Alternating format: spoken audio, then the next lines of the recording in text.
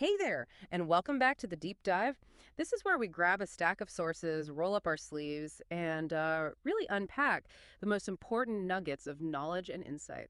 Our whole mission here is basically to give you that shortcut to being truly well informed, but we promise to keep it engaging with, surprising facts and just enough humor to keep you hooked. Today, we're plunging headfirst into a story that's, wow, thousands of years old, but honestly feels incredibly relevant to navigating modern life. We're talking about the journey of Moses.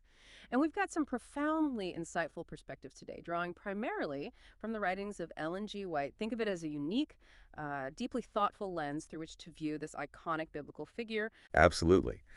Our aim today is to meticulously explore Moses' truly remarkable transformation. This is a man who started as a powerful prince, then transitioned into a, well, humble shepherd, and eventually became the deeply reluctant but divinely appointed leader of a nation. We're going to dissect how he was prepared, the very human excuses he tried to make, and what his incredible story means for you, especially when you feel called to do something monumental or maybe even something you're actively trying to avoid. Yeah, we're talking about next level character development, right? And the radical notion of trusting a process that makes absolutely no sense at the time. And, what happens when you try to hit the snooze button on your destiny, even when God's calling is blaring like an alarm clock? Precisely. We'll be breaking down the mechanics of how divine calls often work, the often underestimated power of humility and leadership, and why sometimes the biggest obstacle isn't the challenge itself, but your own deep-seated reluctance or, perceived weaknesses. It's a powerful lesson in stepping beyond yourself. Okay, let's unpack this. So, before Moses was splitting seas or receiving tablets of stone, he was living what we might call the ultimate high life, right? Our sources really emphasize this period, highlighting just how comprehensive and elite his upbringing was in Egypt. We're talking top-tier education, royal treatment, the whole nine yards. He wasn't just in the palace, he was basically the MVP of Egypt, primed for greatness. That's a perfect way to characterize it. The sources detail that Moses received an extraordinarily thorough education, fitting for someone in his unique position. I mean, imagine being groomed not just as the king's grandson, but critically as a prospective heir to the throne. This wasn't merely basic literacy or arithmetic. Nothing was neglected that could possibly prepare him to be considered a wise man in the most comprehensive Egyptian sense of the word. They invested everything. So we're not just talking about academic smarts then, are we? It sounds like it was a holistic preparation for power, like strategy, statecraft, leadership, everything a future ruler would need. Exactly. He received the highest civil and military training available at that time.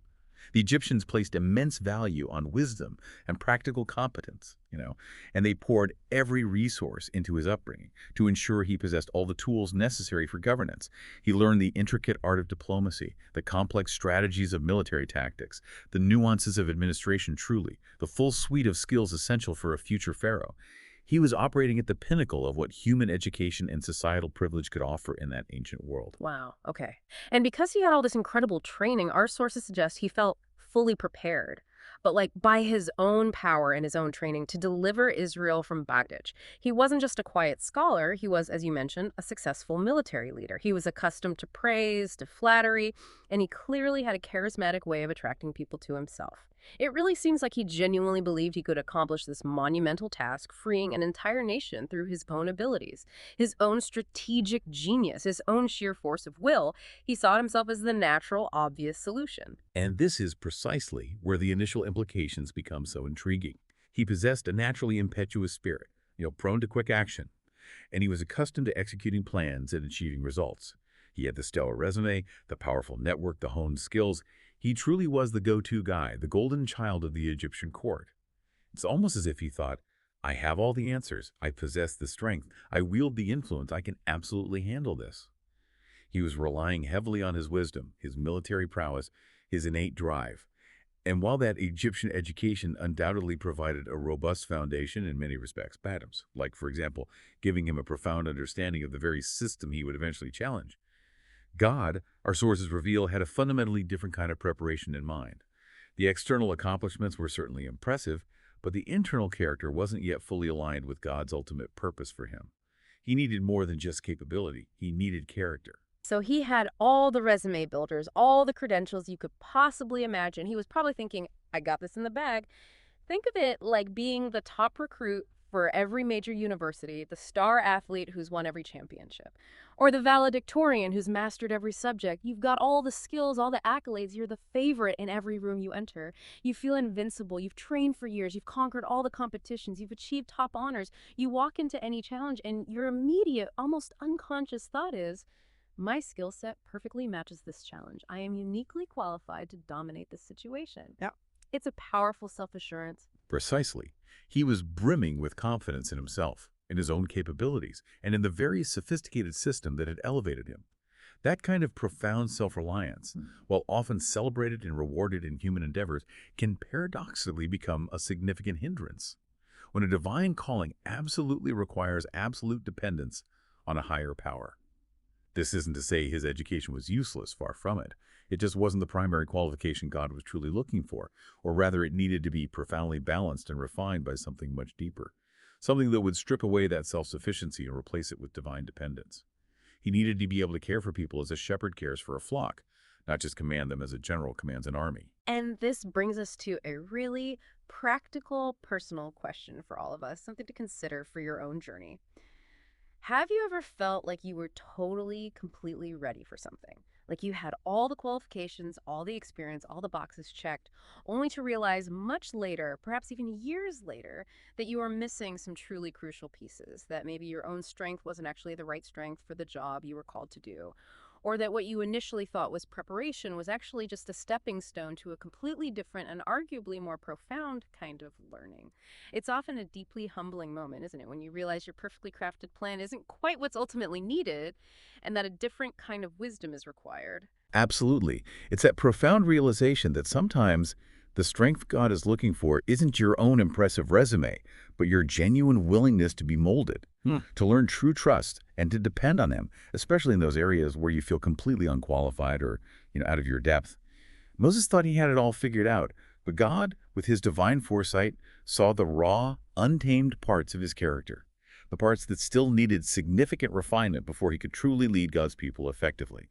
He needed to embody empathy and patience, not just strategic brilliance. Okay, here's where it gets really interesting. 40 years as a shepherd, after being a prince, an heir apparent, a military MVP, that sounds like not just a demotion, but a complete bewildering career pivot. Our sources powerfully highlight this dramatic shift, saying that God judged otherwise regarding Moses' self-perceived readiness. He took this high-flying prince and basically sent him off for what felt like an eternal wilderness gap year, except it turned into 40 years of living a humble, solitary life. It wasn't merely a demotion, it was a profound, almost surgical stripping away of everything Moses had known, relied upon, and taken pride in. Our sources are incredibly clear on this. God's providence specifically appointed Moses to 40 years of training in the wilderness as a keeper of sheep. And here's the astonishing, counterintuitive kicker: this shepherd's work, this humble, solitary existence, was explicitly called the most valuable preparation for his life work. Absolutely not the Egyptian education. Think about that for a moment. The very thing he might have considered beneath him, the simple, seemingly insignificant, often monotonous work. That was precisely what God saw as foundational for the immense task ahead. So why was this dramatic 40-year gap year so utterly crucial? What exactly was God trying to teach him out there, living among the sheep instead of in the palace? Well, this extended period was designed, first and foremost, to profoundly refine Moses' character. The sources highlight that he was naturally of an impetuous spirit, prone to quick action and perhaps even temper. In Egypt, he was a highly successful military leader, adored by the court and admired by the nation, accustomed to receiving praise and flattery. He had attracted the people to himself, implying a certain self-focus or charisma that drew attention to him. This wilderness training was directly aimed at addressing and transforming those very traits. He needed to be stripped of that profound self-reliance, the need for external validation, and that impetuousness. That makes so much sense. So it wasn't about developing strategic genius anymore. It was about fostering deep inner growth, wasn't it? What specific character traits did he develop in that vast, silent wilderness? He learned faith, not just intellectual assent, but a deep, abiding trust in an unseen God in the quiet solitude of the desert. He learned profound meekness, which is not weakness, right? It's strength under control. He learned immense patience, developed through the slow rhythms of pastoral life. Humility, as he shed the robes of royalty for the garb of a shepherd. And critically, self-forgetfulness, where the needs of the flock and ultimately the will of God superseded his own desires or glory. These are not traits typically fostered in a bustling royal court or on a chaotic battlefield where glory is sought. No way. These are qualities that emerge from quiet, repetitive, often challenging, and largely thankless work. He learned to genuinely care for the weak, to patiently nurse the sick, to tirelessly seek after the straying, to bear with the unruly temperaments of the sheep, to gently tend the fragile lambs, and to nurture the old and the feeble. Think about the daily grind of a shepherd. It requires immense patience, foresight, constant vigilance, and a deep, unconditional care for a vulnerable, often difficult flock. These were the exact foundational lessons he desperately needed to truly lead a wayward, often rebellious, and inherently vulnerable nation out of bondage. That's absolutely fascinating. It's like God didn't send him to a traditional leadership academy or an elite military school. He sent him to character boot camp. He learned empathy, grit, and genuine compassion, not just command. And our sources go even deeper, suggesting this entire period was about learning to rely on something far beyond himself. A radical shift from self-reliance to absolute divine dependence. Precisely.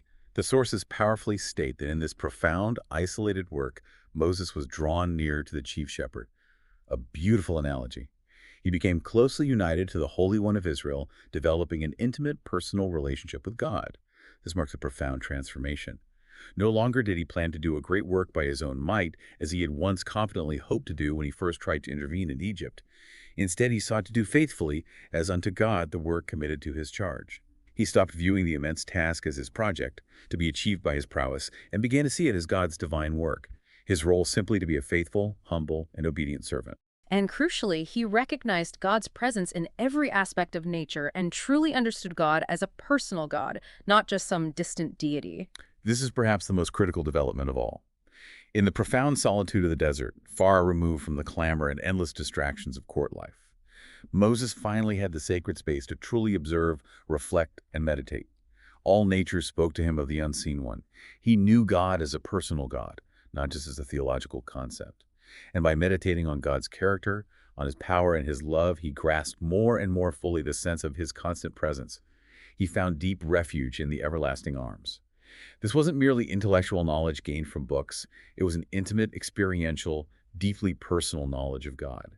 He learned that God wasn't just a distant, all-powerful force, but an active, present, and personal being who cared deeply about his creation and his covenant. This depth of relationship and absolute trust was the true, indispensable preparation for what was to come. Imagine being a high-flying CEO, accustomed to making multi-million-dollar decisions and commanding vast resources, and then suddenly having to work in entry-level customer service for a few decades. It would absolutely strip away the ego, wouldn't it? You'd be forced to learn a fundamentally different kind of humility, a radical empathy. It's the kind of experience that would shift your entire perspective, making you realize that true power isn't about status or titles or even direct command, but about genuine service, deep connection, and patience. Exactly. It wasn't about drawing up grand strategic battle plans anymore. It was about the daily grind of caring, the immense patience needed for the vulnerable, the quiet moments where he learned to depend wholly on an unseen one. This built deep faith and profound humility, which are absolutely essential for true leadership, especially leadership that fundamentally relies on divine power, not human might. It's a profound difference between simply managing people and truly shepherding them with care and compassion. So this makes me deeply wonder, and it's a question for all of us. What seemingly boring or insignificant experiences in your life, maybe that frustrating job, that unexpected detour, that period of quiet isolation later, might actually be God's way of preparing you for something truly monumental, something far bigger than you can currently imagine? Are you willing to embrace those moments of quiet growth, even if they feel like a step down? Or even if they don't immediately make sense in the grand scheme of what you think you're supposed to be doing with your life? Maybe that gap year or that seemingly mundane, unglamorous job is actually your wilderness training, shaping you for a purpose you can't yet see. That's such an incredibly important point. Hmm. We often find ourselves constantly looking for the flashy, high-profile opportunities, right? The moments that promise immediate recognition or advancement. But sometimes, the deepest, most foundational character development happens in the quietest, most uncelebrated spaces, where we learn patience, true empathy, and most importantly, absolute dependence. It's where we shed the ego, surrender our preconceived notions of success, and truly become ready for a calling that is far, far beyond our own inherent capacity. So, after all this sheep herding, after 40 long years in the wilderness, Moses finally gets a call that's, well, quite literally fiery, the burning bush. What exactly went down there, and how did this profound encounter shape him? Our sources describe this as a moment of high commission that simultaneously filled him with overwhelming awe and an immediate, piercing sense of his own profound weakness. The scene, as depicted in our sources, is truly iconic and utterly transformative. While Moses was performing his humble, routine duties as a shepherd, leading his flock to Horeb, which is powerfully designated as the mountain of God, something utterly extraordinary occurred. The angel of the Lord appeared to him in a flame of fire out of the midst of a bush. And he looked, and behold, the bush burned with fire, and the bush was not consumed. This was no ordinary campfire, no natural phenomenon. It was a miraculous, undeniable manifestation of divine presence. That visual alone is just mind-blowing. A bush engulfed in flames, but somehow not turning to ash, not being consumed. It sounds like something ripped straight out of a fantasy movie, but it's presented as a tangible, incredible reality. What was Moses' first reaction to this impossible sight? Exactly. Moses, overwhelmed with amazement, instinctively drew nearer to see this great sight more closely. And as he did, God himself called to him from the very heart of the bush, saying, "Moses, Moses." He replied undoubtedly with trembling lips, "Here am I." Then came the powerful, immediate command, signaling the sacredness of the moment. "Draw not nigh hither. Put off thy shoes from off thy feet, for the place whereon thou standest is holy ground." This command immediately established the profound, sacred, and reverent nature of the encounter, setting it apart from anything he had ever experienced. So it wasn't just an auditory message, it was a full sensory experience. It wasn't just a job offer, it was a holy ground moment, demanding immediate physical reverence. He's being told to remove his shoes, a powerful sign of respect and humility in that culture, signifying that he was entering sacred space. Absolutely. Our sources say he was thrilled with terror, a combination of awe and deep fear, and afraid to look upon God, feeling a deep sense of his own weakness and unworthiness. This immediate visceral reaction highlights the overwhelming holiness and infinite power of God, and simultaneously the stark contrast of his own human frailty. And then God introduced himself in a way that would forever define his relationship with Israel, grounding the present moment in eternal covenant. "I am the God of thy father, the God of Abraham, the God of Isaac, and the God of Jacob." This powerful declaration linked the present, awe-inspiring moment directly to the foundational covenant promises of the past, demonstrating God's unwavering continuity and faithfulness across generations. And after that incredible self-revelation, what was the concrete mission? What was the monumental ask that followed this divine encounter? God explicitly declared, "I have surely seen the affliction of my people which are in Egypt, and have heard their cry by reason of their taskmasters, for I know their sorrows. And I am come down to deliver them out of the hand of the Egyptians, and to bring them up out of that land unto a good land and a large, unto a land flowing with milk and honey." This statement profoundly reveals God's active awareness, his deep empathy, and his compassionate response to his suffering people's cries. And then came the explicit, life-altering commission. "Come now, therefore, and I will send thee unto Pharaoh, that thou mayest bring forth my people, the children of Israel, out of Egypt."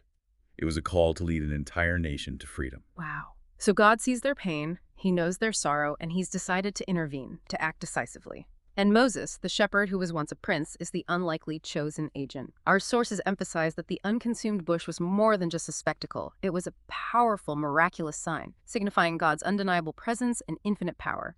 And then that incredibly important name. Yes, the revelation of God's most profound and self-defining name, "I am that I am." This name is incredibly profound. It signifies God's eternal, self-existent nature. He's not dependent on anything or anyone. He simply is. He is the ultimate reality. The sources further explain that this "I am" is not an impersonal force, but a deeply personal God, who meticulously created man and endowed him with intelligence, with power, and with the capacity for relationship. He's not a distant, abstract concept, but a living, intelligent being who breathed life into humanity, perfectly formed in his image. This revelation profoundly emphasizes that the God speaking to Moses is the ultimate source of all existence, all life, and therefore capable of anything. Imagine getting an email, completely out of the blue, from someone you thought was so far out of your league, like a global tech billionaire or a renowned world leader asking you to lead their next huge, groundbreaking project. It would be simultaneously exhilarating, terrifying, and it would completely shatter your previous perspective on what you thought was even remotely possible for your life. Moses just had that moment, but magnified to a cosmic, divine scale. Exactly. It was a direct, undeniable, and utterly transformative encounter with a personal God who sees, who knows, and who acts. And this encounter immediately placed Moses face to face with his own profound limitations, humbling him even further, even after 40 years of wilderness training. This is that pivotal moment where your personal ambitions, or perhaps your profound lack thereof, collide with the divine calling, and the sheer scale and holiness of it make you feel incredibly tiny and utterly inadequate. It's a call that ignites both a burning purpose and a terrifying sense of fear. So this leads us to a profound question for all of us, something for you to ponder. Have you ever felt a strong, undeniable pull towards something, a clear sense of purpose, even if it seemed completely overwhelming, illogical, or utterly out of your comfort zone? What does it feel like to be truly awestruck by a challenge, to realize that what's being asked of you is far, far bigger than anything you could possibly accomplish on your own strength or talent? It's that visceral feeling where, deep down, you know it's the right thing, the necessary thing, the destined thing. But your immediate human internal response is, there's absolutely no way I can do that. I am completely unqualified. Hmm. And that, as we're about to explore, is precisely where Moses' story takes its next incredibly relatable turn. Yeah, this is where Moses becomes incredibly, almost painfully relatable. After that earth-shattering divine encounter, he immediately starts with the classic who me routine. He's got excuses, a whole parade of them, an entire excuse extravaganza to try and get out of this monumental task. So what exactly were his objections, and how did God respond to his deep-seated reluctance? You're absolutely right. It's startlingly relatable. We see Moses, despite this awe-inspiring direct encounter with the divine, immediately retreating into a series of logical, very human-sized objections. His first excuse, as our sources meticulously detail, was, "Who am I that I should go unto Pharaoh and that I should bring forth the children of Israel out of Egypt?" This is the quintessential "I'm not qualified" argument. He's essentially saying, I'm just a humble shepherd now. I'm not that powerful prince anymore. I'm a forgotten figure. How can I possibly face the most powerful ruler on earth, the Pharaoh, and then lead an entire nation of slaves out of bondage? And how did God respond to that very first, very human, very understandable feeling of inadequacy? What was God's immediate reassurance? God's answer was immediate, powerful, and utterly foundational. Certainly I will be with thee. This is the fundamental promise that utterly counters every feeling of unworthiness, every sense of inadequacy. It's not about who Moses is in his own strength or perception, but profoundly about who God is, and that he will be constantly, powerfully present with him. God didn't just give a verbal promise. He also gave Moses immediate, tangible signs to reinforce this truth. The miraculous transformation of his staff into a serpent and back, and his hand turning leprous and then being instantly restored. These weren't mere parlor tricks for Pharaoh. They were powerful tokens, deeply personal assurances meant to convince Moses, and then the Egyptians and Pharaoh, that God himself had undeniably sent him. These signs would make it clear that a power infinitely greater than Moses was at work. Okay, so that perfectly addresses excuse number one. What was the very next one in Moses' excuse playbook? Because he clearly had more up his sleeve. His second excuse was rooted in a concern for credibility, for how he would be received by his own people. Moses imagined himself approaching the Israelites who had been in brutal bondage for centuries and saying, "The God of your fathers has sent me." He anticipated their deep skepticism and doubt. "And they shall say to me, what is his name? What shall I say unto them?" Moses was worried that without a specific, powerful, and recognized name, his message wouldn't carry enough weight or authority to command their belief. So he's thinking, they won't believe me. I need a powerful name, a brand, something concrete and undeniable to give me gravitas. Yeah. And what was God's profound revelation in response to that question? This is where God reveals his most profound and self-defining name. I am that I am. And he tells Moses, "Thus shalt thou say unto the children of Israel, I am hath sent me unto you." He then profoundly expands on this. "The Lord God of your fathers, the God of Abraham, the God of Isaac, and the God of Jacob hath sent me unto you. This is my name forever, and this is my memorial unto all generations." This wasn't just a simple name. It was a declaration of his eternal, self-existent, unchanging, and covenant-keeping nature. It was the ultimate statement of absolute authority, unwavering presence, and profound fidelity. He is the God who is, who has always been, who is present in every moment, and who acts with ultimate power and purpose. That's just a mic drop moment, honestly. I am is like saying, I am everything you need. I am the source of all existence, and I exist independently of anything else. It's an undeniable truth. But even after that, Moses still wasn't done, was he? He pulls out the classic, I'm not good with words excuse. He certainly did. Despite the divine reassurance and the revelation of God's eternal name, Moses pleaded a lack of ready speech as an excuse. Our sources explain that this was likely due to his long absence from Egypt. He felt he lacked clear knowledge, and ready use of their language. After so many years speaking the simple, isolated dialect of the wilderness shepherds, he essentially felt rusty, unpolished, and utterly inadequate as a public speaker or a diplomat to the most powerful court in the world. This is such a common one for so many of us, isn't it? We feel like we don't have the right words, the eloquence, the persuasive power, the social finesse. How did God respond to that very human insecurity? God's response was both a powerful appeal to his omnipotence and a strong rebuke for Moses' distrustful nature. He asked, "Who hath made man's mouth? Or, who maketh the dumb, or deaf, or the seeing, or the blind? Have not I, the Lord?" This was God directly reminding Moses of his ultimate sovereignty over all creation, including the most intricate human faculties. If God literally made mouths, if he controls speech, sight, and hearing, he could certainly equip Moses to speak effectively, powerfully, and persuasively. And then the promise, which completely invalidates the excuse. "Now therefore go, and I will be with thy mouth, and teach thee what thou shalt say." This meant God himself promised to supply the very ability Moses felt he utterly lacked. It's like God saying, look, I created your vocal cords, your tongue, your brain. I can definitely make it work for my purposes, no matter how rusty you feel. But even after all those divine assurances, Moses had one more in him, the ultimate send someone else plea. This is when you know someone is really trying to get out of something. He did. Our sources say Moses, despite all the direct promises and demonstrations, entreated, "O my Lord, send I pray thee by the hand of him whom thou wilt send." He was essentially begging God to select a more proper person, anyone else who seemed more suitable, more eloquent, more confident. He was saying, please, just pick someone else. I'm genuinely not the right fit for this. And this is where God's displeasure finally comes in, right? Because at first, his backwardness was portrayed as humility, but then it crossed a line and became something else entirely. Where was that line? Precisely. The sources make a crucial and very insightful distinction here. Moses' backwardness at first proceeded from humility, a modest diffidence. That initial feeling of who am I'm unworthy, is understandable, even commendable in a way, showing a realistic assessment of a human's profound inadequacy before divine power and a monumental task.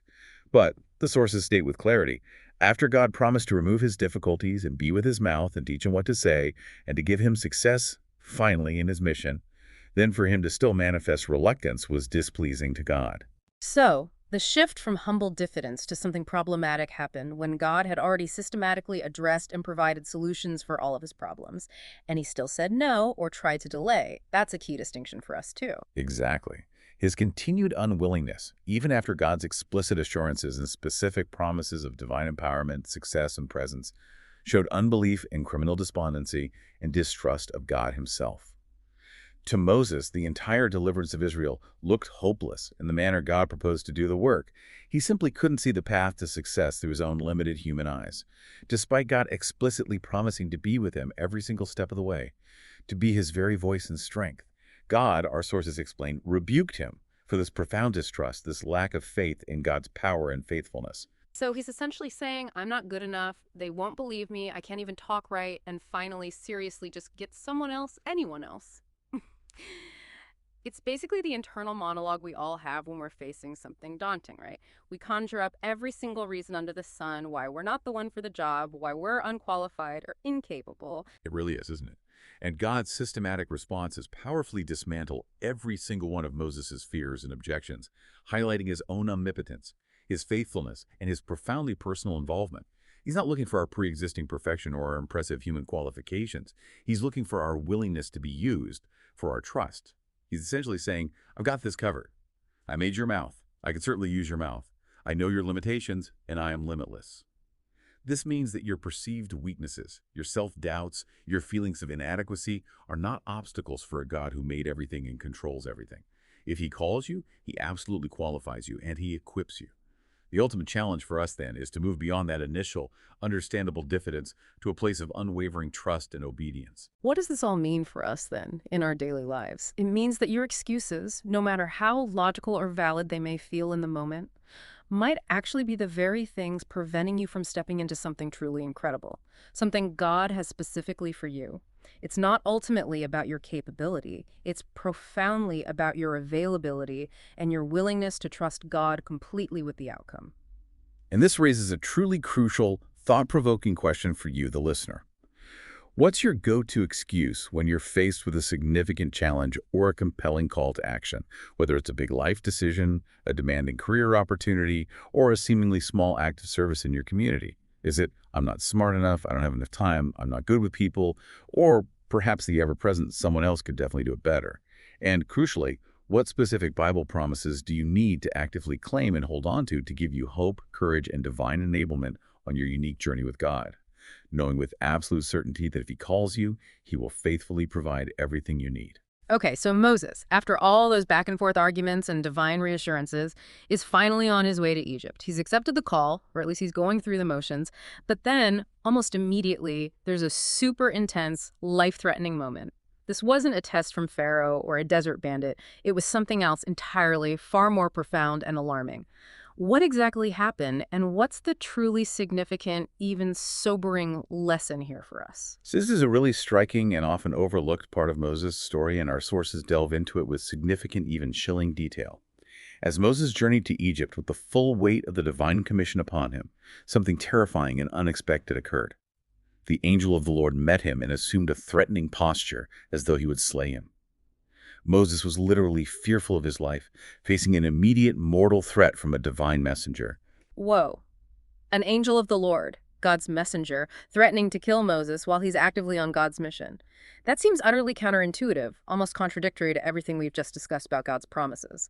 What was the profound reason for this sudden life-threatening encounter? The reason, our sources reveal with stark clarity, was direct, unaddressed disobedience to a specific, non-negotiable divine command. Moses had yielded to the refusal of his wife to have their son circumcised, and in compliance with her wishes, had neglected to obey God. He was indeed going on God's express command to Egypt, so the overall direction of his journey was correct. But he had a glaring, unresolved, and deeply personal issue of obedience that was actively jeopardizing his life and his mission. It was a known duty that he had sidestepped. So he was embarking on the big, grand, highly visible mission of leading a nation, but a small, personal, foundational command was being actively neglected. And because of that, his life was quite literally on the line. That's an incredible insight. Precisely. It was a critical, even existential moment. His wife, Zipporah, recognizing the immediate and terrifying severity of the situation and fearful that her husband might be slain, overcame her feelings of undue affection for her son, which had previously led to the delay, and she performed the circumcision herself, immediately and decisively. Only after this act of obedience was carried out, the angel let Moses go. The divine threat was instantly lifted. The crisis passed. That's incredibly stark, isn't it? It's like possessing an incredible superpower that's meant to protect you and empower your mission, but it simply won't activate or work if you deliberately break a fundamental, non-negotiable rule. The divine protection wasn't there because of a hidden, unaddressed act of disobedience, no matter how small it might have seemed in the grand scheme of his monumental call. That's the absolute key insight here, and it's a profound one. Our sources state that Moses was to be placed in an exceptionally perilous position before Pharaoh, where his very life would be constantly exposed to danger and fierce opposition. He would only be preserved in that position by God's direct power, specifically through the ministration of angels. However, and this is the sobering warning, while Moses was living in neglect of one of God's positive commands, his life would not be secure, for God's angels could not protect him while in disobedience. This is a powerful, almost unsettling truth for all of us. Divine protection is inextricably contingent upon a life of obedience to God's known commands. So it wasn't that the angel explained the reason for the threat. Moses just knew it immediately in that moment of crisis. He recognized his own disobedience. Yes. The angel did not explain to Moses why he assumed that threatening aspect, but Moses knew that there was a cause. In that terrifying moment of near death, he quickly remembered his unfulfilled duty, the deliberate postponement of his son's circumcision, which was a fundamental covenant requirement. And the moment he rectified that disobedience, the moment his wife acted on that long-neglected command, there was nothing in the way to hinder the ministration of angels in connection with his work. The path was cleared, the divine protection was restored, and the mission could proceed under God's full blessing. This sounds like a crucially important, timeless lesson for us today, especially when we think about what divine protection might mean in our own lives. Absolutely. The sources extend this lesson directly to the time of trouble, just previous to the coming of Christ, emphasizing that the lives of the righteous will be preserved through the ministration of holy angels. This offers immense comfort and assurance for believers facing future challenges. But, and this is a particularly sobering warning that demands our attention, those who come up to that trying time, neglecting to obey God's commands, will have no security of their lives. Angels, being pure ministers of God's perfect will, cannot protect them from the wrath of their enemies while they are living in neglect of any known duty or express command of Jehovah. It's a stark, undeniable reminder that even seemingly minor acts of disobedience or the casual neglect of a known duty can have profoundly serious consequences, impacting our spiritual safety, our effectiveness, and crucially, our divine protection. It underscores the profound interconnectedness of every aspect of our walk with God. This is a serious gut check, honestly. It makes you pause and really reflect.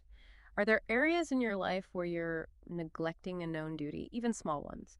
Maybe something you've put off or rationalized away, or perhaps simply decided isn't that important in the grand scheme of things? Could those neglected duties, those seemingly minor acts of disobedience, be hindering blessings or even divine protection in other larger areas of your life, perhaps in ways you don't even realize? It makes you think about the profound integrity of your walk, doesn't it? That it's not just the big headline grabbing acts of faith, but the consistent humble obedience in the small, often unobserved things that truly matters for maintaining divine favor and protection. It truly emphasizes that every single command, every principle and instruction from God holds significant weight and has consequences. It's about a complete, holistic surrender to God's will, not just partial compliance or choosing which commands feel convenient. We often compartmentalize our lives thinking some areas are spiritual and others are just personal. But God's truth encompasses all aspects of our existence, and our obedience, or lack thereof, has very real, tangible implications for our relationship with Him and His continuous provision and protection for us. Shifting gears a bit, the sources also touch on a deeper, more profound reason why we should obey or serve God. It's certainly not just to avoid angels threatening your life, right? There has to be a more fundamental, more inspiring motivation for true, heartfelt service. Exactly. Our sources make it profoundly clear that the Lord desires us to rest in Him without a question as to our measure of reward. This is a fundamental principle of true, authentic service. The core idea is that when Christ abides in the soul, when we have that deep personal connection with the divine, the thought of reward is not uppermost. This is not the motive that actuates our service. The focus shifts away from, what do I get? So it's not about checking off boxes or diligently accumulating good deeds or earning points for some future benefit. It's about something far more intrinsic, more deeply rooted in our being. Precisely. While it's certainly true that in a subordinate sense we should have respect to the recompense of reward, meaning appreciating and looking forward to God's promised blessings in eternal life is good and biblical way. We should not be eager for rewards nor feel that for every duty we must receive compensation. This is not intended to be a transactional relationship where we perform a duty and immediately expect a payoff, a quid pro quo. The primary focus and motivation for our actions must shift profoundly. So if it's not about the reward, what should be the ultimate goal? What's the purest, most effective motivation for our service and obedience? The core message is that the overarching goal should be to do what is right, irrespective of all gain. This means acting out of an inherent understanding and deep conviction of what is morally, spiritually, or ethically correct, without the primary driving force being what we personally gain or what external benefit we receive. The ultimate motivation, the sources powerfully conclude, should be love to God and to our fellow man. This is the foundational, purest wellspring of genuine service. So it's not about racking up spiritual points or getting a shiny trophy at the end of the race. It's about doing the right thing simply because it is the right thing. And fundamentally because you care deeply about God and you care deeply about other people. It's like doing something genuinely nice for a friend just because you value their well-being, not because you expect them to owe you a favor later or to give you a gift in return. It's that pure, unconditional motivation that truly transforms our actions. Exactly. The very best kind of service isn't transactional. It's profoundly relational. If we connect this back to the bigger picture of Moses' incredible journey, his transformation was fundamentally about learning to serve out of deep love and absolute dependence, not out of his own desire for glory or human recognition, or even an expectation of immediate reward for his efforts. This cultivates genuine, enduring character and builds deep trust, which are far, far more valuable than any immediate tangible reward. It cultivates a heart that desires to please God simply because of who He is and what He has done for us, and to serve others out of a genuine, selfless desire for their well-being and upliftment. So, for you, the listener, this is a profound moment to reflect and consider. What truly motivates you in your actions and decisions, whether they are big, life altering choices or seemingly small daily interactions? Are you primarily driven by external rewards, perhaps praise, recognition, financial gain, or even specific blessings you hope to receive?